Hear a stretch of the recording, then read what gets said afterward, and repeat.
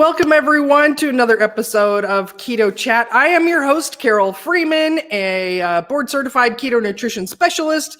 You guys, I'm so excited today for my guest. I discovered her. I'd never heard of her before. I was listening to a podcast, Dr. Tro's podcast, and she was talking about a topic that I love so much, and it's so integral into being successful if you're going to follow any kind of a dietary change long-term. And so please help me welcome Bitten Jonsson, all the way from the middle of Sweden. She's a registered nurse, addiction specialist, sugar ADDIS certified as a forerunner in this field in Sweden, international lecturer, and has frequently been seen on TV and radio in Sweden, Norway, and Finland. Bitten is trained in the USA and has developed a special treatment method involving integrated functional medicine and orthomolecular medicine together with American addiction medicine, 12-step based programs and traditional medicine. She's written 3 books about sugar addiction. The Sugar Bomb in Your Brain was her first book, and the Sugar Free Cookbook in 2006 and updated in 2018. And so please welcome, everybody clap for Bitten Jonsson. Thank you, Carole. I'm very happy to spend some time with you. I have studied your website. Oh, wonderful. Really impressed with your journey. Wow. Oh. So happy to see you so healthy after what happened to you. I mean, that's amazing. Yeah, me too. You've done a lot of hard work. I know what it takes to really heal like that. It's not something you do sitting in a chair and doing nothing. Yes. It was It's action. It was a lot of Googling and searching and pleading with people to help. So yes, yeah. Thank you so much. Pleading and moving and, all kinds of things. Yeah. So I know. Take me back to the beginning. How did you get interested in this topic of addiction and sugar addiction? And tell me your path. Well, that's a long one, but I'm going to be short. I started stealing sugar cubes when I was 4. That's how it started. Okay. I was a very happy-go-lucky kid. I grew up in a big family in the country, ate really good food, but absolutely loved sugar. My favorite drug was chocolate and ice cream all the time. I could, die for that. So anyway, as a teenager, we started dieting, which is deadly dangerous to do. I mean, talk about gaining weight. So we started all kinds of crazy diets. And then starting nursing school, I always wanted to be a nurse when I was young, or a veterinarian, or an astronomer, not astrology, astronomer, or a pilot, all kinds of stuff. But anyway, I ended up being a nurse, started smoking in nursing school just to lose weight, to curb appetite. Nothing else. And then drinking. So when I was 19, it was my first time tasting alcohol, and I loved it. So let's speed forward, and I'm an alcoholic working as a nurse in US, married to an American, and totally, trying to hide it, as we do, feeling ashamed and all that. But my husband, he was a really nice guy. I owe him this forever. He slammed me into a treatment center in California in 1985. So that's when I got sober in September 85. And I was shocked, totally shocked that alcoholism was a brain illness. And that it had to do with reward center and dopamine and neurotransmitters. And in Sweden, it was like a psychosocial blah, blah, blah. You were... You drank because you were lonely or didn't have a job or blah, blah, blah, blah. There was a cost to it. And they said to me, it's a primary illness. And I was freaking out. So, but, at that point, I started to study addiction medicine, neuroscience. And I've been in love with that topic forever since. So that's what I do. Okay. I actually teach addiction. And I don't treat clients, I teach them. Because I mean that if you teach somebody what addiction is all about, you take away the stigma, you understand that you didn't cause this, you're not a weak, bad person, you have a brain illness. And you know what I like to say? People say, that, well, is it genetic? Is it something wrong in my brain? I tell them, no, It's the opposite. You have a very sensitive brain. And being a space nerd, nobody would ever think that the telescope out in space that can see galaxies, that's a very sensitive instrument, right? Would anyone think that that's bad? That sensitivity? So that's what I mean, you know. And that sensitivity is like having, this Ferrari or this space telescope and not knowing what to do with it. So that's what I mean. Addiction is, an illness that you need to understand on a very deep level. That's when you can get out of it. So I got sober then, but at that time, 1985, I must say I knew nothing about nutrition. But I don't feel ashamed because nobody taught me. It was not in nursing school. Nobody knew anything about nutrition. So we ate whatever we wanted. So one day I could eat bacon because I like salt. The other day I could eat only chocolate. And then I smoked and drank a lot of coffee, but I didn't drink. So I was okay, right? And then I was listening to an American that's an expert on relapse prevention. I was doing that in my line of working with alcoholics, drug addicts, and so forth. So I should help the clients, right? And he told me that, if you keep drinking a lot of coffee, eating junk food, smoking, you have a high risk of relapsing in alcohol and drug addiction. And I said, what? How come? How's that going together?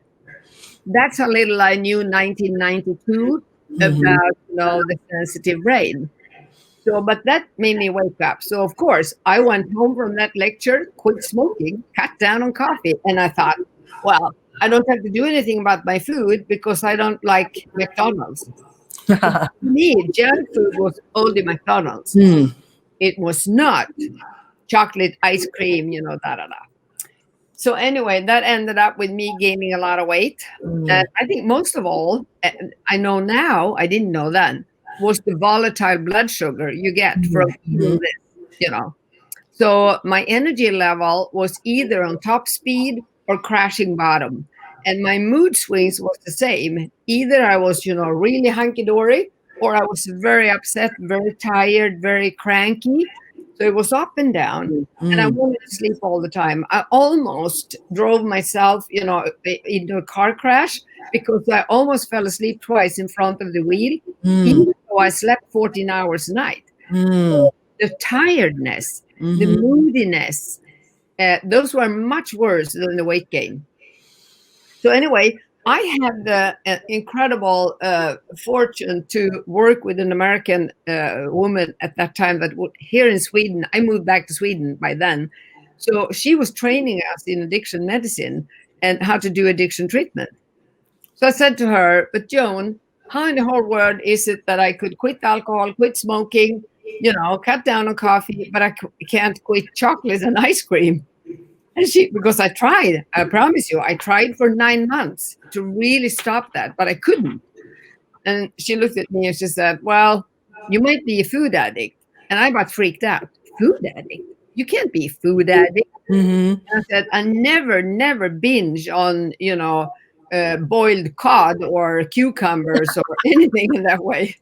Because at that time, 1993, we didn't know about sugar, flour, and processed food. We didn't understand that connection. So we had a horrible food plan in the beginning. We thought we took away sugar, but we didn't. We had grains and we had low fat and all kinds of things. So it was really hard to stay drug-free, as I call it.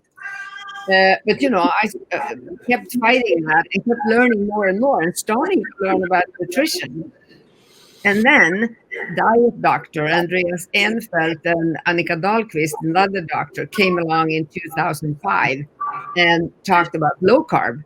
And I had been sniffing around at Atkins, but I didn't have the knowledge. I didn't really understand why it was so good. So anyway, we started with low carb. That's, how it started in 2005. And we saw a remarkable difference in craving, less craving clients. And we started seeing, they started to heal much better. And it was easier to stick to that food plan and so forth. And by that time, I'd been running a treatment center in Sweden for 5 years, and we saw results. But it was very hard to run a treatment center because the National Board of Health didn't accept the diagnosis sugar addiction. So we had a hard time getting clients, or I shouldn't say that. We had a tremendous amount of clients wanted to come to us, but they couldn't get paid by the national health system. So that was sad. So, but really, 1994, I started my first support group. And 96, I started what I call my intensive, 4-day intensive or 1 week intensive, where people came and I taught them what addiction was and how to eat and relapse prevention and blah, blah, blah. So I've been working with clients, with thousands of clients with sugar addiction. And as being a nurse, I know how important it is that you don't guess what kind of problem a client has. If you step into my door and I think, well, I guess you have a problem with your knee, or I guess. No. You want to know what's going on. So I knew that there were diagnostic tools for, alcohol and drug use by that time, made by an American called Norman Hoffman. It's called SADS in US. And that was brought to Sweden, and that's what ADDIS is. ADDIS is Alcohol and Drug Diagnostic Instrument.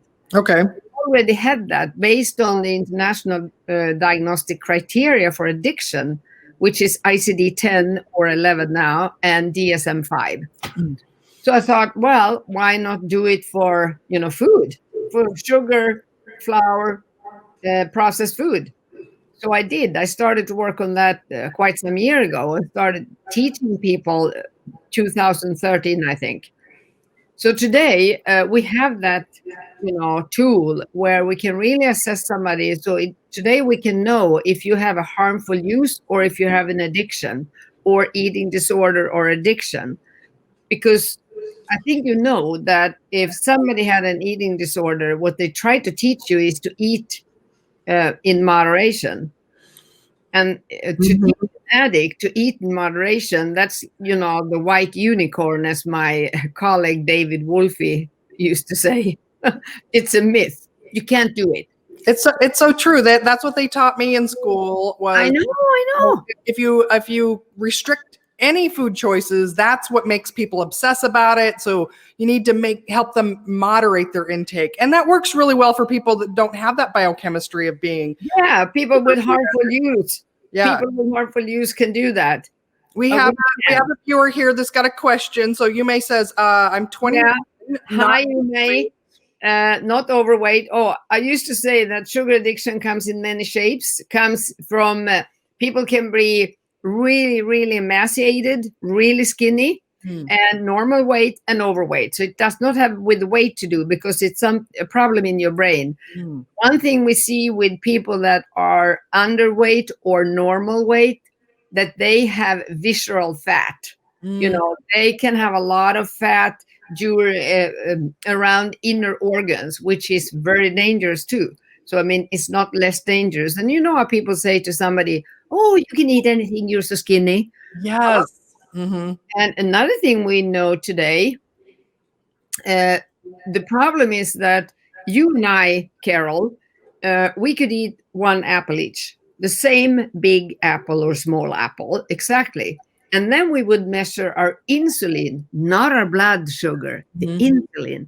And if we do that, we can see that one of us could have 10 times more insulin response than, the other one from the same food. So we are also biochemically unique. So, one way to know if you are not overweight, but think you have a problem with sugar, you risk other health illnesses, other consequences. You could be depressed, you could get volatile blood sugar, you could be insulin resistant, you can get all of the consequences, but not being overweight. So that's why, it's important to know if you're addicted. What would you recommend for this person then about so they're saying I could point out a couple of bad symptoms or effects that they have that they don't realize that they have, but this person is saying that everything's normal, it's fine. What would you what would you advise this person, or not advise because you can't give advice here, but What would you suggest for somebody that feels like I'm not overweight, so how can it be bad for me? Yeah, right. Well, I would first of all go to my website, bittensaddiction.com, and take the screening instrument that's on there, 6 simple questions called Uncope. And if you have 2 or more yes, you do have a problem, but it will not measure the severity. So if you think that you want to look further into if it might be a problem, because you might not feel consequences now, but later on in life, you can have very bad consequences. And that's something we see with sugar. It doesn't kill you right away. It takes a long time to really destroy your body. So that's important to know because our body is not made to eat sugar, sweeteners, flours, processed food. It's used, our body should eat biologically appropriate food. And I used to joke and say, when people say, what should I eat? What should I eat? Eat only things that have 1 ingredient. In a piece of meat, it's only meat. Fish, egg, that type of thing. In a veggie, just a veggie. Then you're on the safe side. But then, of course, you need a coach or somebody to help you make a food plan and to develop the fuel mix, which is what I like to say, the fuel mix, the combination of protein, fat, and veggies. Nice. Well, and then I'll just add too that while is it Yume? Is that how you know how to pronounce that? Okay. That while he's saying there's no bad effects or symptoms, but the fact that she's identifying as a sugar addict means that she is having the symptom of constant craving and obsession, and probably spends a lot of time every single day trying to obtain more sugar and making sure she gets enough sugar. Yeah. So there is a negative effect or symptom that people have, even if they aren't noticing any physical. And also the body wants to have homeostasis. So the body tries to compensate. And as you're 21, a young person's body and brain can balance this hassle for quite some time. But when the consequences come, they come big time. Then you're suddenly into the depression, no energy. You might start to gain weight. Everything is going to play out very bad for you. And probably headaches, and people like this are probably prone to migraine. Tired, mood swings. Yeah, you name it. Yes. All right. So there's your website. People can go there for a quiz. We'll continue on. So I would love next if you just kind of explain. So you mentioned that alcoholism, sugar addiction, food addiction is a brain illness. Yes. Can you give us a little bit of for those of you watching a little bit of information? Explain that, right? Because like you said, most people think it's somebody's sad or they're lonely or they just need to have better coping skills with life to not care about alcohol or sugar or anything like that. What can you share a little bit more about how that's the explanation people have to keep drinking, using, eating. But the problem is that when we start doing this really deep questionnaire, the assessment, the sugar assessment, we see that the first symptoms of addiction usually come around age 4 to 5. So I used to say it's simple, don't put the wagon in front of the horse. So when you start looking at and you see this, basically you see it when you heal people, that what they thought was depression was low energy due to the sugar. So when they get on the right fuel mix, the energy come back and there is no depression. All kinds of consequences they have will disappear on the right food plan. So the food caused addiction. And then, sugar is a gateway drug. So sugar rebuilds the reward center. And, you increase the tolerance and you increase the tolerance. That's the way, the brain and the body works. So you need much more after a while to get the same kick effect or numb or whatever feeling you want to obtain from it. And that's another very interesting thing when you study neuroscience. If you ask people, what do you want the food or the drug to do for you? And some people will say, like I used to say, I wanted chocolate and ice cream to make me alert. I want to be speeded. Woohoo! I wanted alcohol to make me speeded. But actually, it's not speed. Alcohol is a sedative. So my body and my brain reacted with speed on that drug. Mm. You see what I mean? Mm. Other people want to be calm, relaxed, and they use alcohol. Same drug, two different effects. Mm. That's another very interesting thing you need to know about neuroscience, neurotransmitter, and the reward center, that it can react in different ways. So, but what I found is that people that like flour, the bread, pasta, all of that, they like to be uh, tired, slow down, calm. They like the calmness. And people that go more for pure sugar, they want the speed. Mm. That way. But, Interesting. Yeah, that's interesting. I hadn't thought about that. That's really, look at that. Start looking at that. Yeah. At least in the beginning, once you have your brain your reward center actually have upregulated and downregulated the neurotransmitters, you usually use both because you're tired from one drug, so you need to speed with another one. And then you feel stressed by the one you speeded with, so you need to take another one to calm down. So this all starts in the reward center, in those pathways with dopamine and all kinds of neurotransmitters. So it's the reward center where this process starts. And then, of course, it also affects our reptilian brain, because that's a survival brain. Mm-hmm. And if you think about it, the instincts to eat comes from the reptilian brain. It's more like an instinct. It's not a conscious thought up in neocortex. So people think that they are very conscious and that they make a decision themselves. And I said, no, you're run by a monster in your brain that is driving you. And that's why you have loss of control, because you say, okay, I don't want to gain weight, but you keep eating. Mm. So you don't, you do the opposite. So you have lost control. And that's actually what addiction is all about, the losing of the control. Mm. So actually, if you think of your brain have different parts, if you think about your brain, the most primitive part is the reptilian brain. And then you have the reward center. They are both very geared into survival. Mm-hmm. Survival. So, they are ready wired when you're born. But then anything you do, eat, and that's something that's very fascinating too.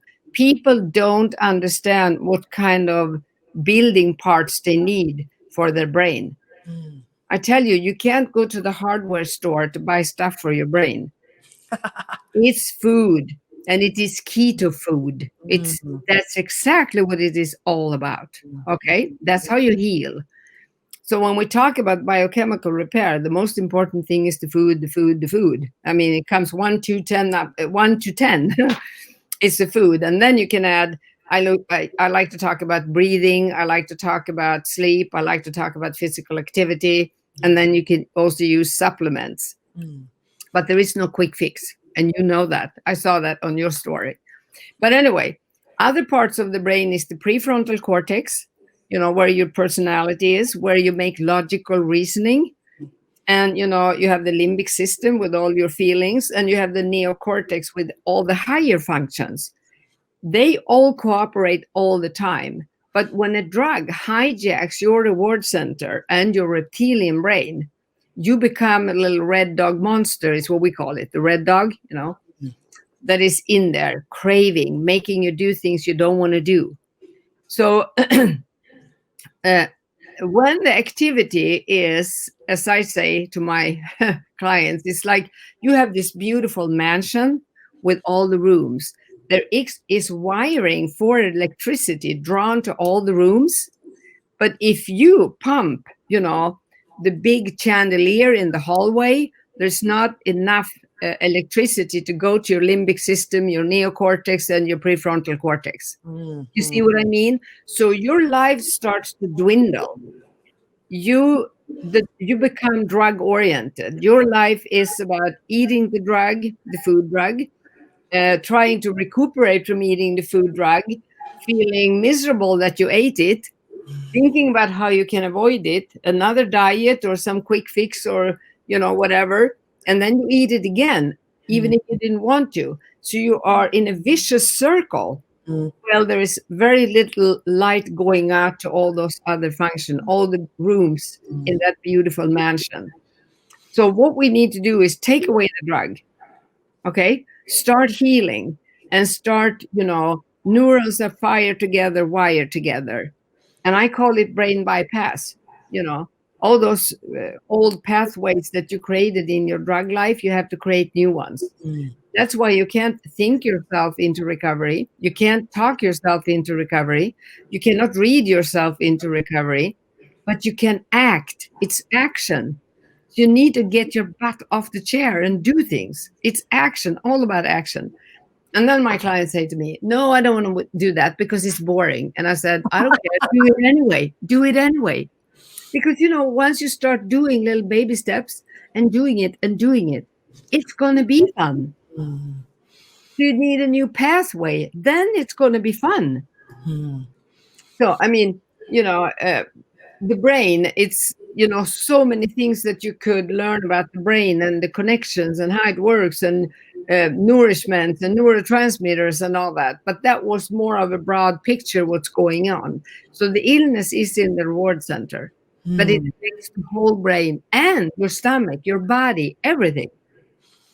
Yeah, well, and it speaks so much. To think about a primary illness brain. Yeah, well, and it speaks so much to, I'm mostly working with women because they're very good dieters. They've dieted a lot, but they always say, well, that diet worked really well because I lost a weight, but something happened. I don't know what happened, and then I just fell off the wagon and I just started eating the way I ate before, and now I've gained the weight back. So it really is the food addiction part of the brain that's never being addressed.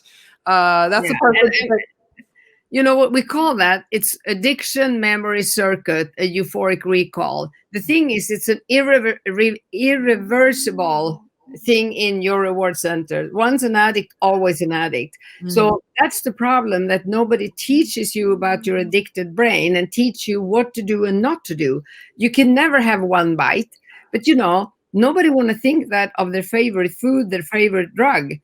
What's the meaning with life if I can't eat chocolate? That kind of thing. So you need to be coached to grieve that, to find other things that are fun in life. And also, I think one of the most important things is never, ever think forever. It's only for today. Only for today. Everybody can think in the morning, only for today, I'm going to stick to my food plan. 24 hours. That's it. Tomorrow you can make a new commitment, but don't think about the rest of your life today.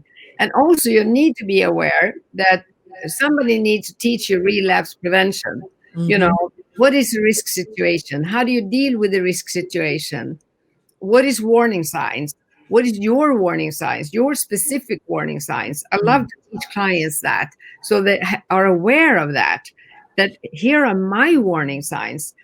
And if you and I will hang together and you were an addict, I'm sure that your risk situation wouldn't be the same as mine. Right. Different risk situation that I react to, and you would have different. So I need to deal with mine and you with yours. So, and also the reason support groups is so important is that somebody is always ahead of you. Okay. So let's say that you were ahead of me and I will have a risk situation tomorrow. I call you and say, Carole, tomorrow I'm going to do whatever, this and that. And, that's a risk situation. I might get craving. I don't know. How's it going to work? It might be a lot of food there. I don't want to see it, and then I ask you, have you done that? And you said, sure. What did you do? What did you do? And you have a lot of people to call and ask them, how did you do it? Well, I brought my food with me, or, I went out, ate in a different place, or I took care of it. And then there's something else that is very important to understand. We have something called euphoric recall. So anything that happens to us, sad things, good things, fun things, our brain, that part of our reward center can suddenly say, ooh, wouldn't it be good with chocolate now? Oh, you've been so good today, Bitten. You could have some chocolate. because that is a physical euphoric recall. I didn't cause it. My brain caused it. A part of my brain caused that. So we need to learn how to deal with that. To tell that little red dog monster, as I call it, hey, calm down. You know what? Sure, that's a good idea. But you know what? We're not going to do it today. That red dog is street smart, but not intelligent. So I can say to it, we're not going to do it today. So it goes in the basket and say, okay, I'll watch you tomorrow. Mm-hmm. If that happens tomorrow, I say the same thing. Well, okay, not today. And then in a couple of days, that craving is gone. You feel much better. You're in balance again, and so forth. So it's very important to learn of all the addictions out there, all the outlets of addictions. I think that sugar addiction is the worst in the way of craving, due to the fact that we are exposed to that drug very early in life. Babies, very early. So the pathway is very strong for that particular addiction. And not only that, you tell me, can you go anywhere in society today and not see the drug? So we are constant exposed to our drug. I mean, a cocaine addict is not having cocaine at the gas station, grocery store, wherever they go. There are not any little pots filled with cocaine, Yeah. But drug is everywhere. Smell, and we are more sensitive to cue-induced cravings than other addicts, The smell of things, bread, chocolate, whatever you have, food. So that hits our brain much harder. It causes craving. We need to be aware of that.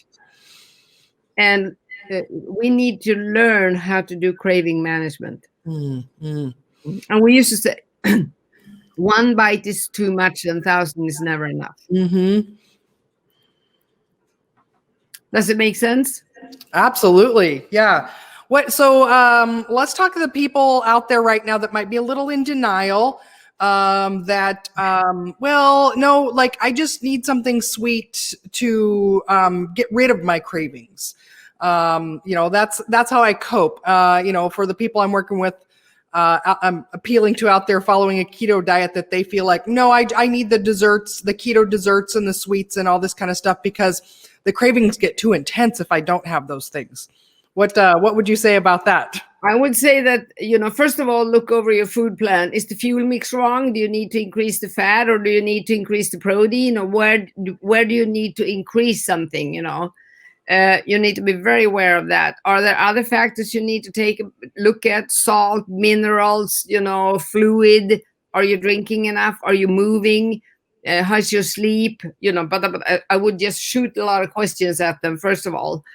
And then I would say that the absolutely most stupid thing you can do is, if you're a sugar addict, is to eat keto bread and keto desserts, because that are substitutes, and substitute will never work on an addict. So, if you take one bite, you're waking the monster up. You can't, if you have been a heroinist, you can't take a little bit heroin on Saturday.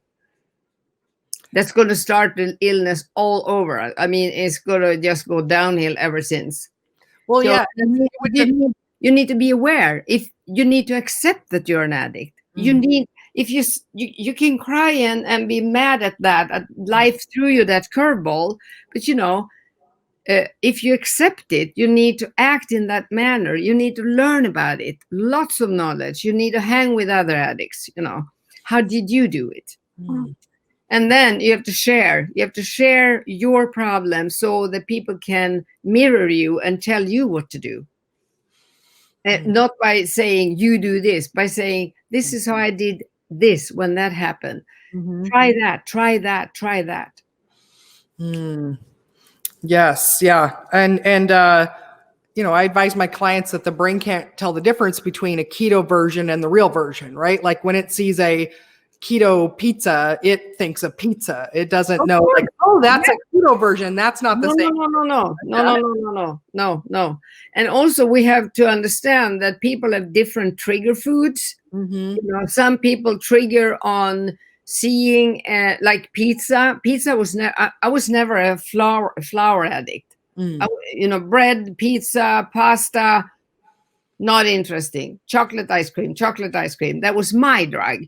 So of course I don't eat the keto substitute, but that wouldn't trigger me as something chocolatey, ice creamy. That would trigger me. So I stay away from that, and I wouldn't try that substitute because I know how dangerous it would be for me. It will wake up the monster.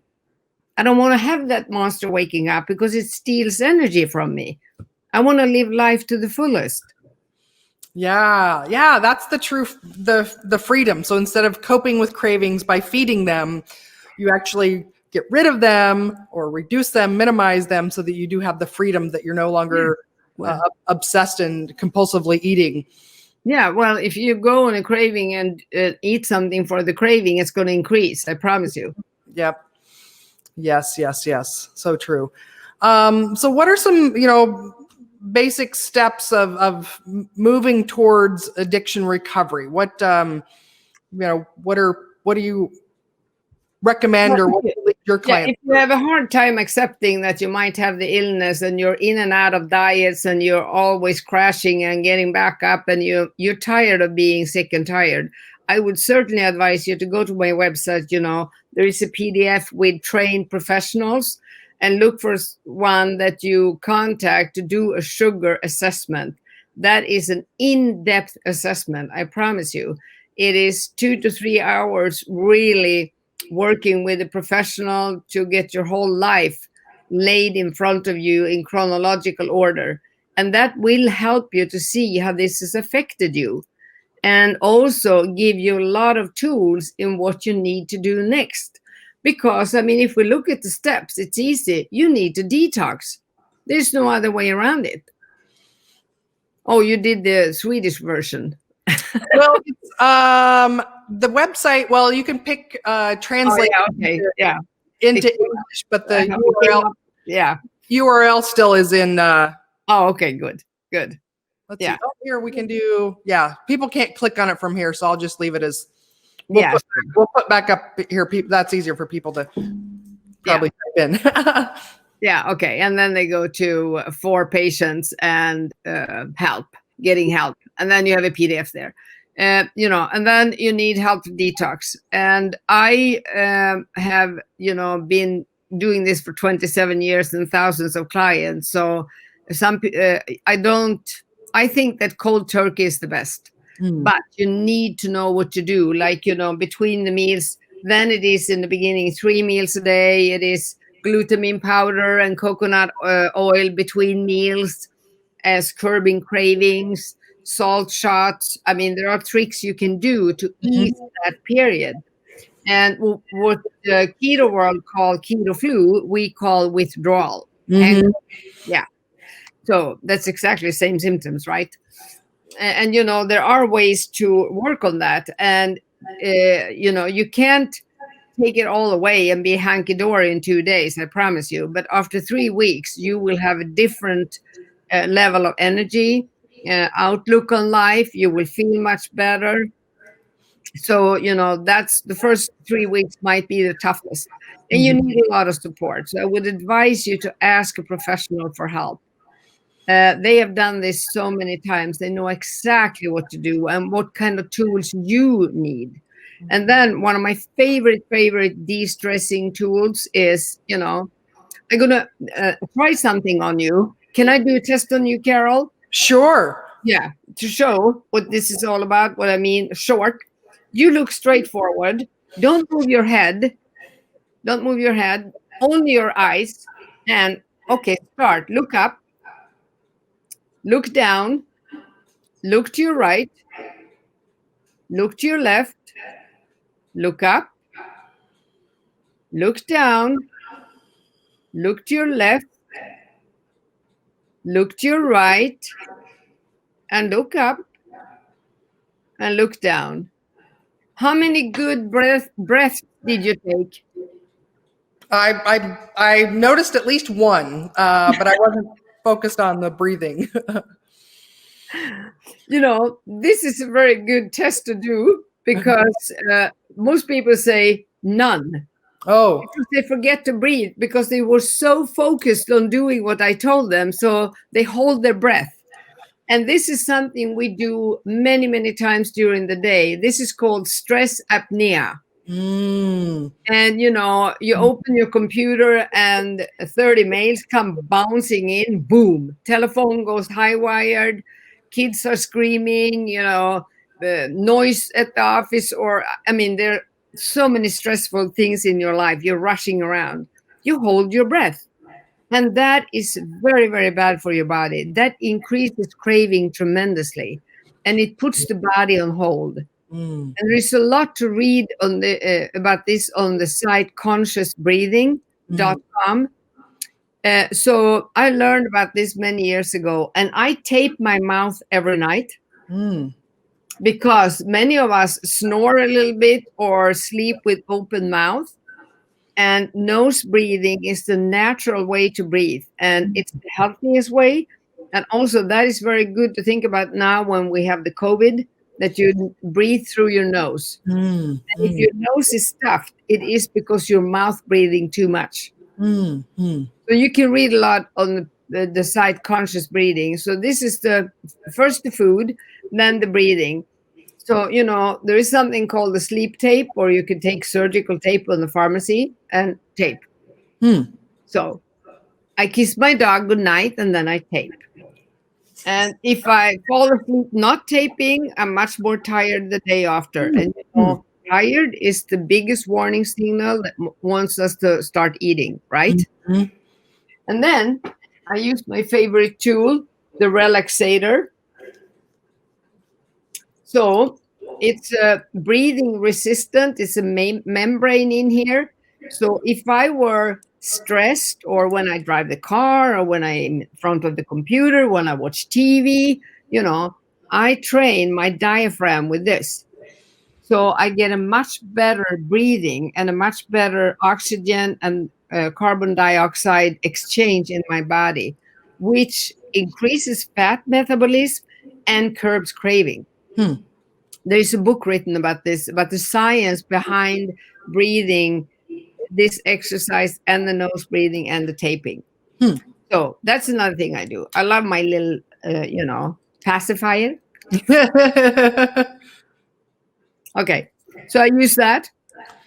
You can use it 10 minutes in the morning, 10 minutes at night, and whenever you want during the day, out walking or whatever. Don't forget about people looking at you. They're just jealous. Well, if you put it under your mask these days, nobody will even see it. So that's right. Exactly. Yeah, or a visor. Okay. Yeah.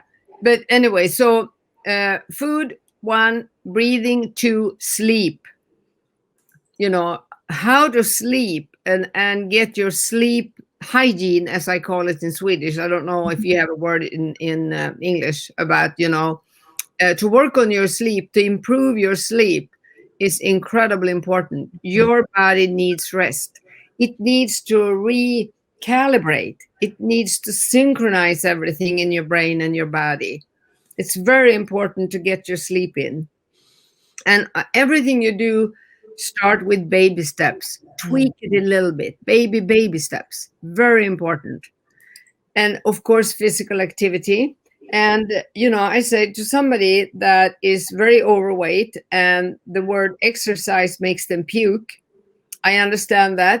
The reason is because your body doesn't have any energy on cell level, on a cellular level. You're tired to your bone because of this eating.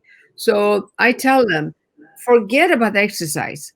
And they look at me, oh, you mean I don't have to exercise? Well, I tell them, you can't exercise away any obesity or overweight anyway. You need to do that with the food. But for one thing, if you had a car where the engine, the fuel tank were broken, would you try to run it? And they say no. So we need to fix the fuel mix. And this I can really see in clients. When you worked on the food for 3 weeks, they start feeling energy and wanting to move.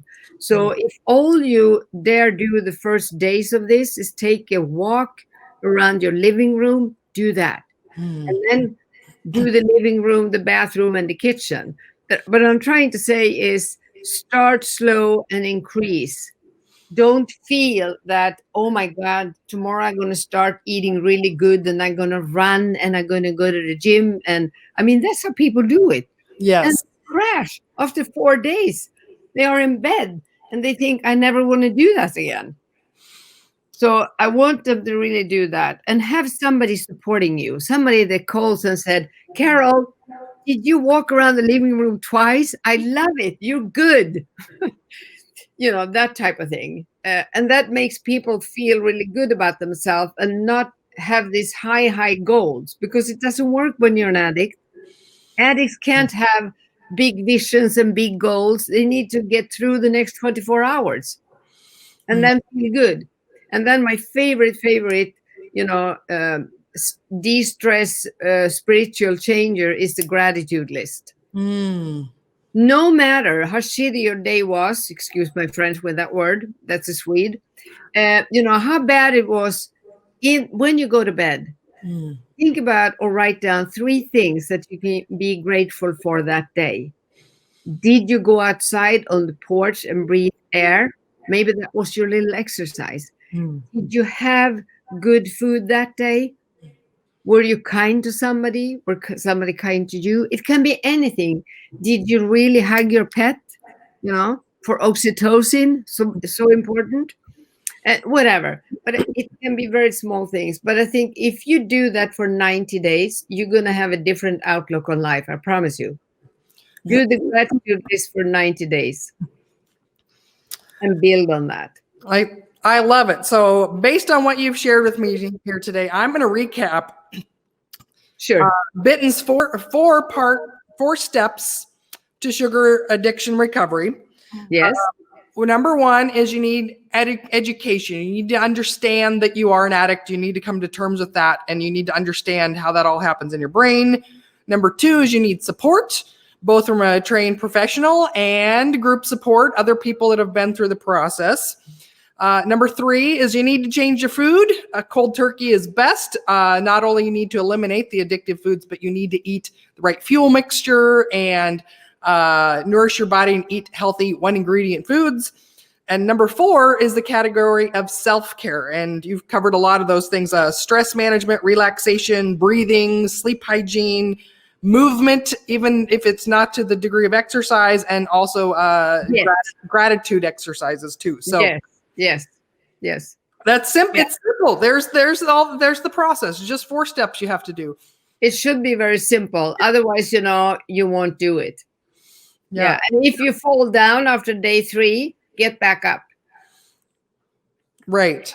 And talk to somebody about it. Nobody is doing this perfect ever. You can fall down a year later, and relapse is not failure. You are not a failure. It's not something that you should stay stuck there. Just because you fell down, you can't get back up. Get help. Ask for help. Have somebody talk you through it and see, what could I have done different?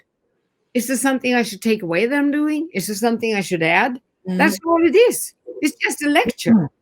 Relapse is lectures. Yes, excellent. Well, in wrapping this up, is there anything else that you were hoping I would ask you about, or that you want to share with people watching? Well, all I want to say is, if you sit out there and you feel this is your problem, please be in touch with us. We have been there, many of us, we have been there ourselves. We know how to get out of the jungle. We guide you. We do that with love. Please contact us. We are many today that can help you. Yes, you're not alone in this world of addictive substances at every turn. Yeah. No, not at all. Well, excellent.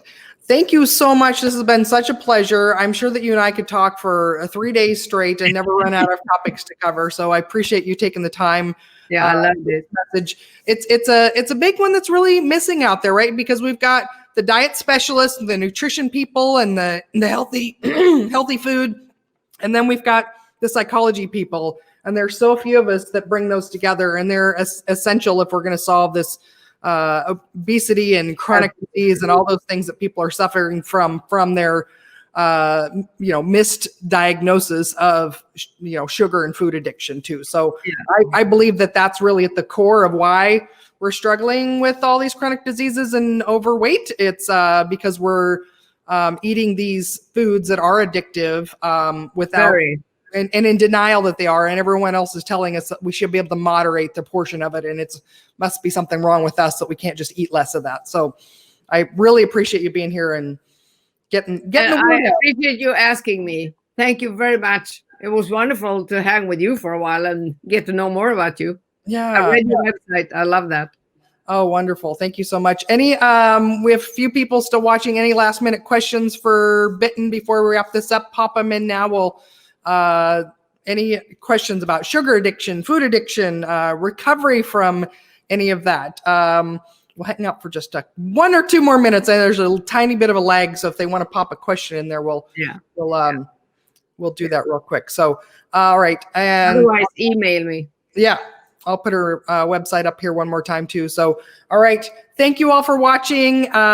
If you enjoyed this on the YouTube, give us a thumbs up, subscribe, hit the bell for all the notifications too. And that's always working on bringing you the best of the best people to help you live a healthy keto lifestyle. So thank you again for Bitten for being here. We'll see you later, everyone. Okay. Bye for now. Bye.